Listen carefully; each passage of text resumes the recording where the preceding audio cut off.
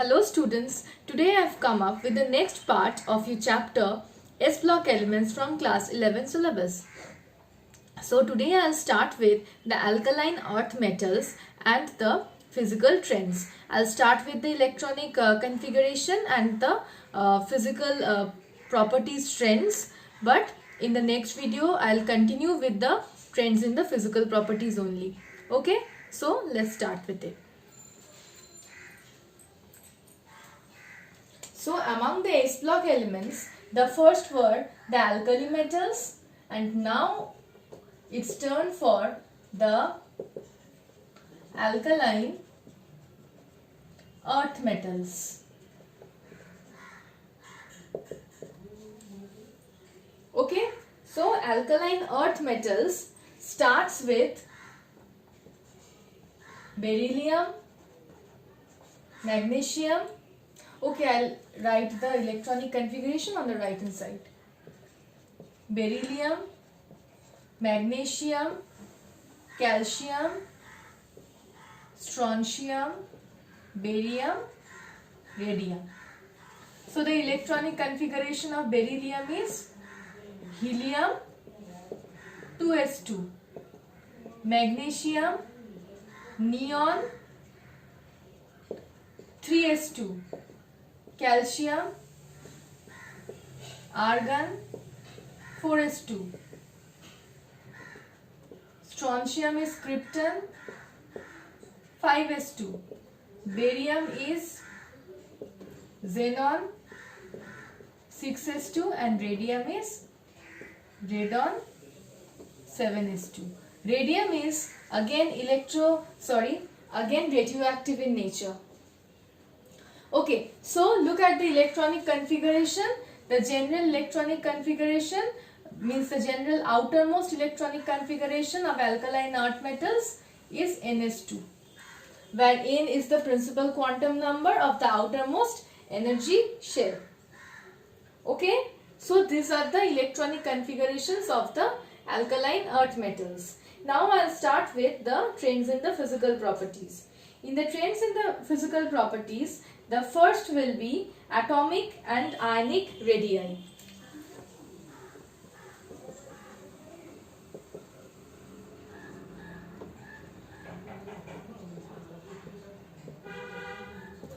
Atomic and ionic radii. Okay. So, you all know this, but still I will again continue saying, across a period, the atomic number increases. So, the positive charge of the nucleus will increase as the number of protons increases with the atomic number. Okay. So, the effective nuclear charge on the outermost electrons, the effective nuclear charge is denoted by Z effective, means Z star. The effective nuclear charge on the outermost electrons increases. As a result, the electrons are strongly pulled by the nucleus, and the atomic and ionic radii decreases across a period. Okay, this is across a period.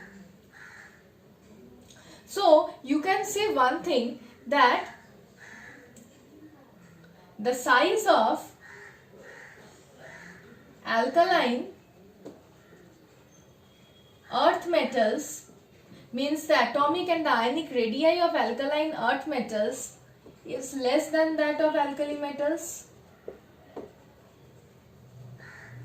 Okay, but still alkaline earth metals are towards the left of the periodic table. So their atomic and ionic radii are less than that of alkali metals, but still their atomic and ionic radii are much bigger than most of the elements in the periodic table. Okay, so they have a bigger size, not as big as the alkali metals, but still their size is quite big. Okay, on moving down the group. On moving down the group also, atomic number increases. As a result, the Z effective increases. But this effect is not considered. Why? Because this effect is outweighed, means this effect is cancelled by the combined effect of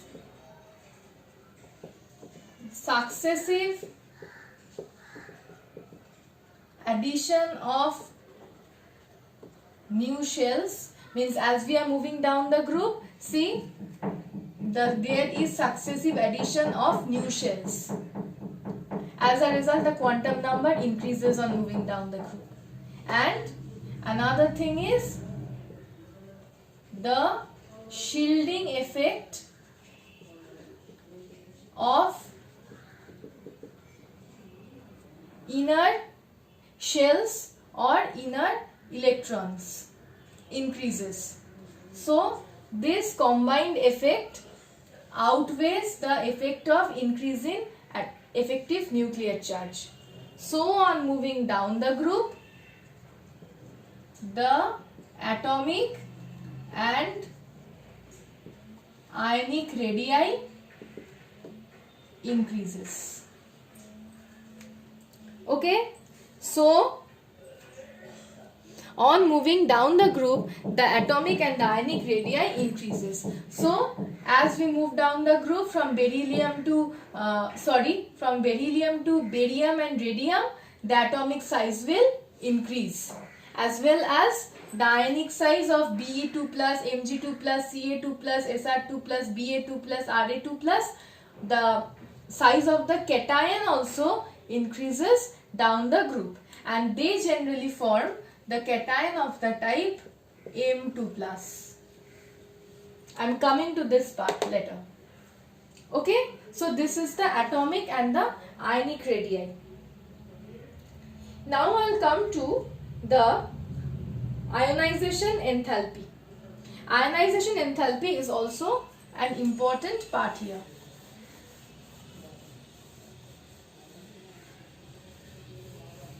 I won't erase the electronic configuration, it is highly needed. Okay. Ionization enthalpy. Okay, we all have known from the previous chapter that across a period the ionization enthalpy will increase, and down the group the ionization enthalpy will decrease. Why? Because across a period the outer electrons, as we move across a period, the outer electrons are more strongly held by the nucleus. So high amount of energy will be required to remove an electron from the outermost shell. Okay, and on moving down the group, what we know? We know that due to successive addition of new shells, the atomic radii increases, and as the atomic radii increases, what happens? The outer shells are far away from the nucleus, so the outer electrons will not experience that much high nuclear charge from the nucleus, and so they can be easily removed. So very less amount of energy will be required to remove the outermost electron. So on moving down the group, the ionization enthalpy decreases. When we are talking about ionization enthalpy, we generally talk about the first ionization enthalpy. Okay, now I'll come to that what happens to the first ionization enthalpy and the second ionization enthalpy. First, let me say one thing. Sodium is in group 1, means sodium is an alkali metal, and magnesium is in group 2. I'll show you a data and then explain one thing. Okay, the first ionization value of sodium is 496 and the first ionization value of magnesium is 737. The second ionization value of sodium is 4562 and that of magnesium is 1450. This is the first ionization value in kilojoule per mole, and this is the second ionization value again in kilojoule per mole. Now look at this. Look at the values. What we have said, that across a period the value of ionization enthalpy increases. So sodium is in group 1 and sodium is in group 1 and magnesium is in group 2. So the ionization enthalpy value of magnesium should be, the ionization enthalpy value of magnesium should be greater than that of sodium. See, first ionization value is okay. The sodium has 496 and magnesium has 737. It's okay. But look at the second ionization enthalpy value. The second ionization enthalpy value of sodium is exceptionally high. Not only more than double, but many times, almost 10 times bigger. Why is this happening? Okay. Now just come to one point, that the electronic configuration of sodium is neon 3s1. When we are not writing neon, what we can write? 1s2, this is for sodium. 1s2, 2s2, 2p6, 3s1.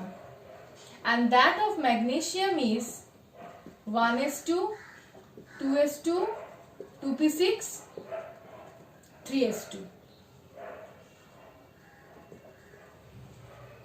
Now see, both sodium and magnesium has a bigger atomic radii because they are at the left of the periodic table. Okay. So their outermost electron is generally loosely held. So very less amount of energy should be required to remove an electron from the outermost shell. So the first ionization enthalpy value of sodium is very less, 496.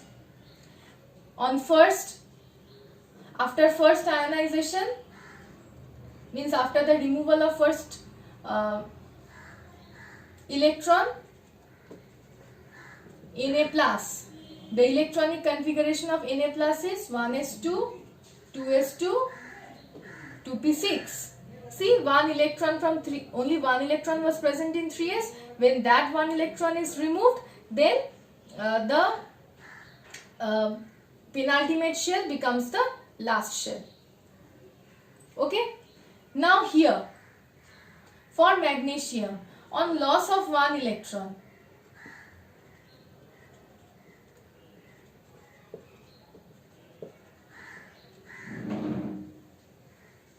this is for magnesium plus. Now see, I have already explained that generally the second ionization enthalpy value is much greater than the first ionization enthalpy value. Why? Because it is difficult to remove an electron from the smaller sized cation. So as a result, magnesium has a greater second ionization enthalpy value as compared to the first. So for magnesium, another electron will be removed and we will get Mg2 plus as 1s2, 2s2, 2p6. But what happens for sodium? See, the 2s, the 1s, 2s and 2p orbitals are completely filled. Stable electronic configuration. So when sodium is losing one electron, it will easily lose that electron in order to gain this stable electronic configuration. So very less amount of energy is required to remove that electron, and so the first ionization enthalpy value for sodium is so less. Look at magnesium. When magnesium is losing the first electron, it becomes a bit difficult for magnesium to lose that electron because magnesium has a stable electronic configuration of 3s2. But still, because of the bigger size of magnesium, the outer electrons are not strongly pulled by the nucleus. So one electron can be removed from magnesium. That's why a much greater energy is required for removing that electron, and so for magnesium, the first ionization enthalpy is greater than that for sodium. It is 739. Okay, 737. Okay. And now we all know that it's difficult to remove an electron from a smaller sized cation. So the second ionization enthalpy value of magnesium is greater than the first. Okay. But see, if magnesium plus is having one outermost electron, then if that electron can be removed, then magnesium will gain a stable electronic configuration of 1s2 2s2 2p6. So not much higher energy will be required to remove this electron. That's why the second ionization enthalpy value for magnesium is not as much. But if sodium has to remove another electron, then it will greatly disturb the stable electronic configuration. As a result, it becomes very difficult for sodium to remove another electron. So very, very high amount of energy will be required to remove an electron from this 2p orbital. So the second ionization enthalpy value for sodium is exceptionally high, means this does not happen. This does not occur that sodium is having a charge of Na2+. Okay? And again the case for the formation of Mg3+. Mg3+ is almost negligible. The third ionization energy for magnesium is exceptionally high. Again because of the same reason, because if another electron has to be removed from Mg2+, then it has to be removed from the completely filled 2p orbital. This does not occur. So the third ionization enthalpy value of magnesium is exceptionally high. So this is up till this in this video. In the next video I'll continue with the physical properties.